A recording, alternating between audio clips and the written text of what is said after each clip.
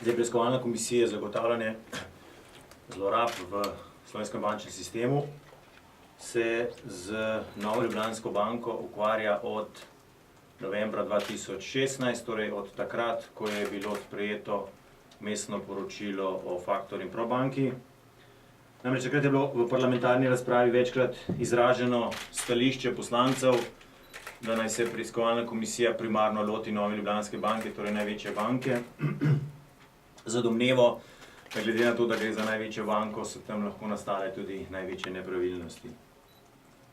Maja tega leta smo z križanjem različnih dokumentov naleteli na sum pranja denarja in na podlagi tega potem tudi ciljno zahtevali dokumentacijo od banke in ostalih nadzornih institucij. Preliminarni pregled dokumentov je nakazoval, da gre za veliko zadevo in zaradi teže ugotovitev smo tudi predvidevali, da zadeva Farrokh, ta zgodba vključuje tudi obveščevalne podatke. Pa veste, preiskovalna komisija nima dostopa do obveščevalnih podatkov, zato smo pripravili nek povzetek zadeve Farrokh in za pridobitev teh obveščevalnih podatkov zgodbo ali pa zadevo naslovili na Komisijo za nadzor varnostnih in obveščevalnih služb. Izkazalo se je, da smo imeli prav, namreč Komisija za nadzor varnostnih in obveščevalnih služb se je lotila dela in pri svoji preiskavi teh podatkov naletela na številne nepravilnosti, o čemer je predsednik te komisije tudi včeraj obvestil javnost. In ugotovitve KNVOS-a pomembno dopolnjujejo ali pa komplementarno dopolnjujejo poročilo, ki ga je sprejela preiskovalna komisija. Včeraj je preiskovalna komisija soglasno potrdila poročilo o zadevi Farrokh. Vesel sem, da med aktivnimi člani komisije obstaja iskrena želja, da se zgodbi pride do dna in da se razišče odgovornost nosilcev, tedanjih nosilcev politične in upravljalske verige v Novi Ljubljanski banki. Poročilo je razdeljeno na 3 dele. Javni del, kamor smo vključili vse, kar je bilo možno vključiti in ne spada pod ZBAN, torej pod bančno tajnost, poslovno skrivnost ali ni označeno za eno od stopenj tajnosti, od interno do tajno. Drugi del, torej dodatno vmesno poročilo, podrobno opisuje dogajanje znotraj Nove Ljubljanske banke in vsebuje podatke, ki so označeni z bodisi poslovno, bodisi z bančno tajnost. Potem je pa še del, ki vključuje tudi obveščevalne podatke, podatke ministrstev, podatke policije, ki so torej označeni z eno od stopenj tajnosti in je dostopna samo v tako imenovani tihi sobi Državnega zbora, v print verziji, tiste, ki bojo pač proti podpisu si ogledali ta dokument. V fazi preiskave smo zasegli tudi interno e-korespondenco zaposlenih v Novi Ljubljanski banki v zvezi z zadevo Farrokh. Nejasno povem, to, kar se je dogajalo v Novi Ljubljanski banki in način, po katerem je funkcionirala banka v zadevi Farrokh, je popolnoma nesprejemljiv. Nesprejemljiv za banko, kaj šele za največjo banko v državni lasti. Če bi me kdo leto nazaj vprašal, če je kakšen takšen posel možno izpeljati ob vseh nadzorniških mehanizmih v Novi Ljubljanski banki, bi se mu smejal in bi mu zatrjeval, da kljub temu, da poznam določene bančne skrivnosti Probanke in Factor banke, sem mnenja, da se to ne more dogajati v tej banki. Ampak očitno se je. Možnosti sta 2. Bodiši, da je šlo za čisto zlorabo upravljalskih struktur in srednjega menedžmenta največje državne banke zaradi meni neznanih interesov, za katere pa lahko samo špekuliram.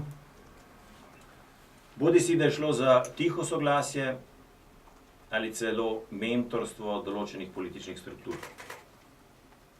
Zdaj, kateri od teh dveh scenarijev je bolj verjeten, je na nek način naloga preiskovalne komisije, ki je bila ustanovljena kasneje prav za preučevanje tega primera in pa seveda organov pregona.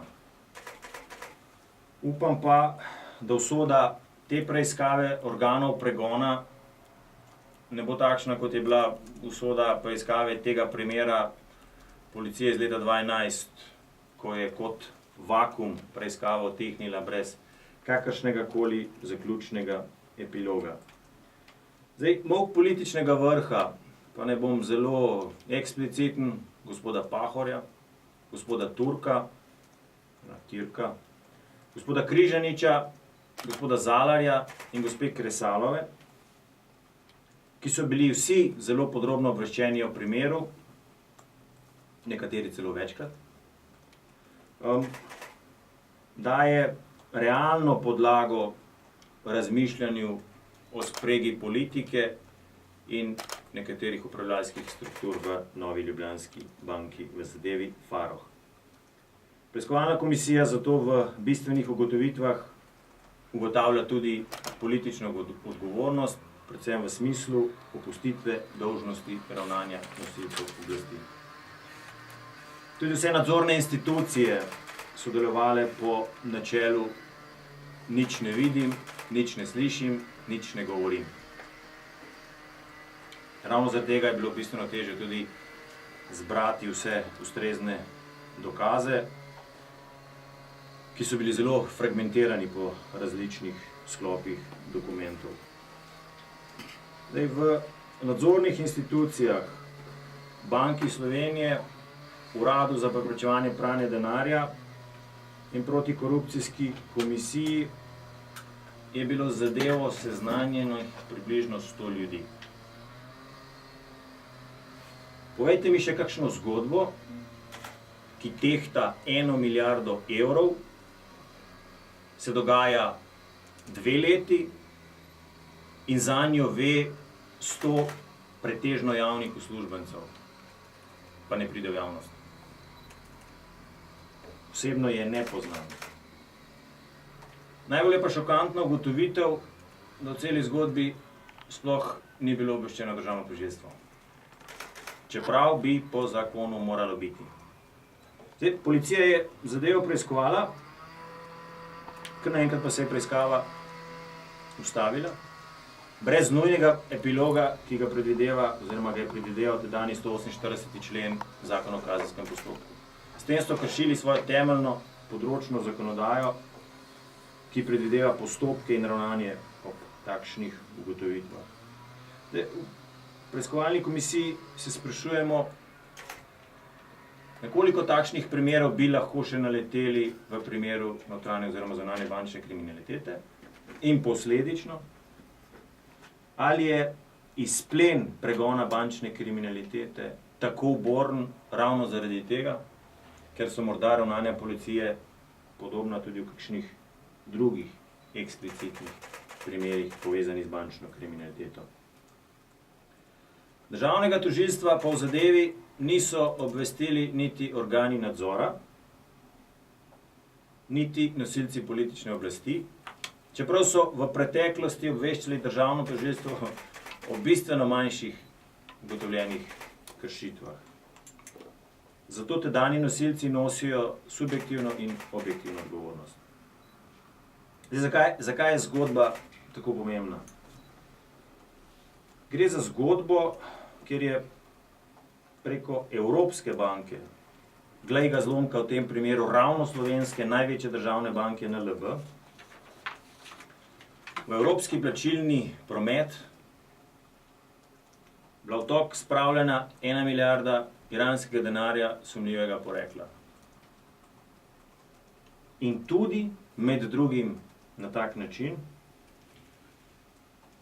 da je več 10 milijonov gotovine končalo v neoznačenih kovčkih za neznanega naslovnika na neznanem kraju in zaradi odprtih EU mej v neznani državi, morda tudi Sloveniji.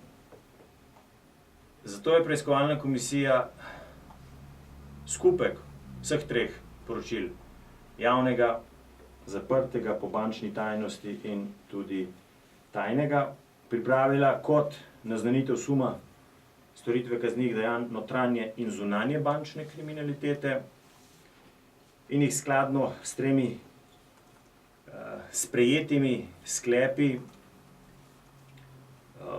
predlaga Državnemu zboru, da Državni zbor kot institucija, ki pa, kot smo slišali včeraj po poročilu KNVOS-a, uradno o tej zadevi edini ni bil obveščen, pošlje torej na NPU in specializirano državno tožilstvo, da se postopek lahko tudi ustrezno začne. Sicer po mojih podatkih se je že začel, ampak verjamemo, da bo to pomembno dopolnilo, pa vsaj skrajšalo postopek preiskave.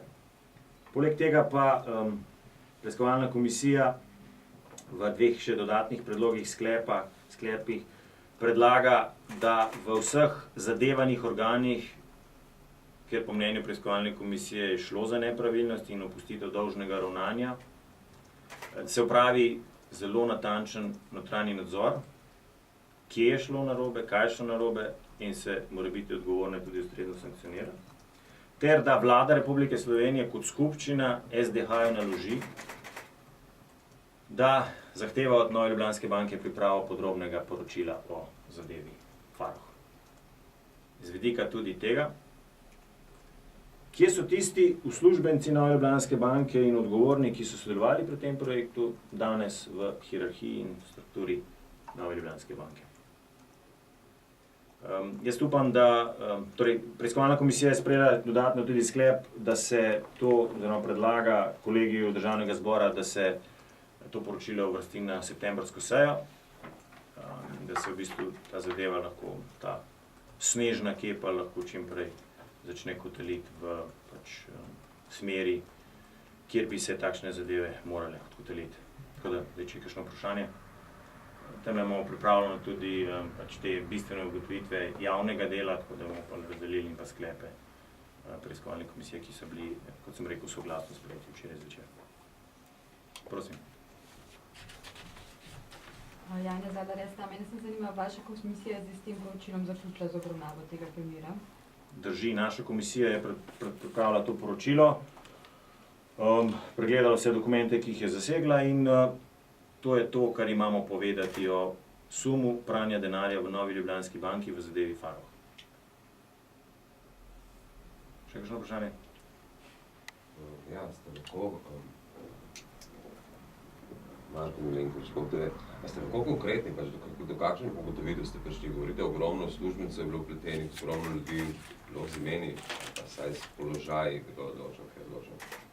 Ja, od vodje uslužbenke, poslovalnice Ljubljana, kjer se je to dogajalo, do pooblaščenke za preprečevanje denarja, torej uradne osebe Nove Ljubljanske banke, ki je zadolžena za preprečevanje pranja denarja, do člana uprave, ki je bil odgovoren za plačilni promet, do 3 članov uprave, gospod Narad, gospod Vičič in gospod Veselinovič, ki so bili tedaj odgovorni za sprejem sklepa o opustitvi plačila prilivne provizije, do seveda vseh tistih, enega smo zaslišali, gospoda Plavštajnerja, ki bi morali upravljati nadzor, pa ga niso, ampak vse te zadeve so vključene v interni elektronski komunikaciji in skrite v tem drugem delu, dodatnem poročilu, tako da v tem pogledu javno konkretno ne morem izpostaviti, kaj je šlo. Je pa vse, rekel, črno na belo.